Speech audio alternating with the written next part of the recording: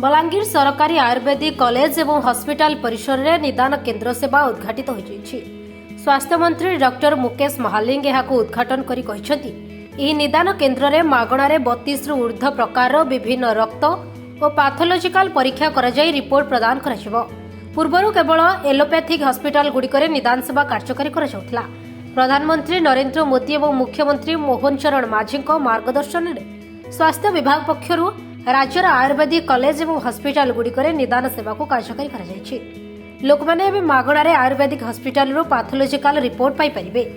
याद्वारा चिकित्सा सेवा आहरी प्रभावशाली हो सरकार सबुबले समस्त डाक्तरी छात्र छात्री को उन्नति कथा चिंता कर सुविधा पाई विभिन्न पदक्षेप नि तेबे सेमाने हेळान करी लोकंकु सेवा जोगाइबा दिगरे गुरुत्व दियंतु बोली मंत्री कहिथिले। आलुमनी एसोसिएशन मुख्यमंत्री को आमंत्रित करिथिबारु से दिगरे आलुमिन सदस्यंक सह आलोचना करा जायथिला। ए कार्यक्रम में सरकारी आयुर्वेदिक कॉलेज अध्यक्ष professor doctor Manoj Kumar Sahu, doctor Shivadri Bhushan Nayak एवं डाक्तरी छात्र छात्री एवं अन्य कर्मचारी माने उपस्थित रहिथिले। अपन देखो नुआ वर्ष रे एटा गोटे नुआ आरंभ स्वास्थ्य क्षेत्र में आउ पादे आगे जीवार लगी आ विशेष करी आमर आयुष जन मेडिकल कॉलेज आयुर्वेदिक होमियोपैथी रे थिला एवं विभिन्न आमर सब डिस्पेंसरी रे निदान स्कीम लागू हेई नथिला। आम नुआ सरकार आसला परे यशस्वी प्रधानमंत्री नरेंद्र मोदी जी नेतृत्व में माननीय मुख्यमंत्री मोहन चरण माझी नेतृत्व में आमे सबू आयुष हॉस्पिटल डिस्पेंसरी निदान स्कीम लागू कराला आ पाखापाखि 32 32टा आमर जमती मॉडर्न मेडिसिन एलोपैथिक रे आमे सैंपल टेस्ट करी आमे डायग्नोसिस रे सहायता होची से भलिया आमर एठी भी जेते बेले आयुष सिस्टम रे आमे ब्लड सैंपल एवं विभिन्न प्रकार सैंपल रु 32टा टेस्ट जेते बेले हबो निश्चित भाव में आम डायग्नोसिस क्षेत्र में क्लिनिकल देखा क्षेत्र में मेडिसिन देबारे तार सुविधा हे यहाँ हूँ ये नुआ वर्ष रे सरकार गोटे बड़ योजना जोटा कि सबू आयुष हॉस्पिटल मेडिकल कॉलेज और डिस्पेंसरी आरंभ देखो बलांगीर फार्मासी निश्चित भाव में गोटे बड़ आगु जो तापाई भी टेंडरिंग प्रोसेस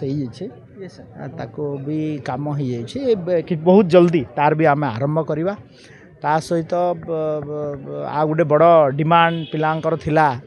जे सरकार आसला परे आमर स्टाइपेंड केबे वृद्धि करिवे बोली आपण माने भी गणमाध्यम रो भी बहुत प्रेशर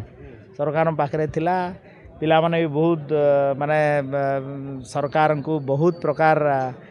तांकर डिमांड बहुत समय रे देइथिले मो सहित भी बहुत तर आलोचना हेछि एवं तांकर यूजी रो स्टाइपेंड 17,000 थिला ताको 30,000 करा हेछि पीजी रे तांकर अप टू 54,000 पर्यंत first year second year third year करा 55 पर्यंत करा एवं तांकर जो डिमांड गुड़ाक थिला कॉलेज रो जो दाबी आमको देइथिले तापाई आम गोटे उच्चस्तरीय कमिटी मध्य आम डिपार्टमेंट रे गठन करिछु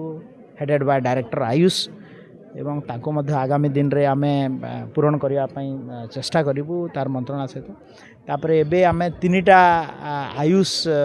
हॉस्पिटल पाई जोटा कि ढेंकानाल आपन बालेश्वर और बरहमपुर तापाई स्टाफ पैटर्न पाखापाखि 95 बोधे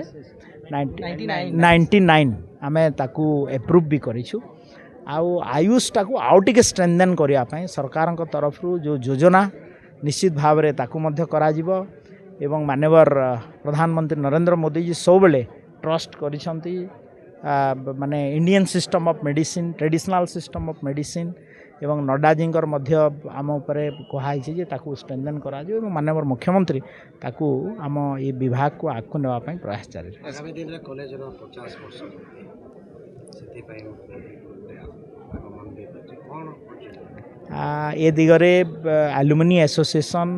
तरफ माननीय मुख्यमंत्री को मध्य निमंत्रण दि जाइए आम ताकू करी एठिकार गोटे जेहेतु पुराना सबुठ पुराना आयुर्वेदिक मेडिकल कॉलेज बलांगीर ताकू कौ ढंग से पालन करवा कौन कौन कर निश्चित भाव में सरकार बलांगीर संतोष कुमार पट्टनायक रिपोर्ट आदेश लाइव।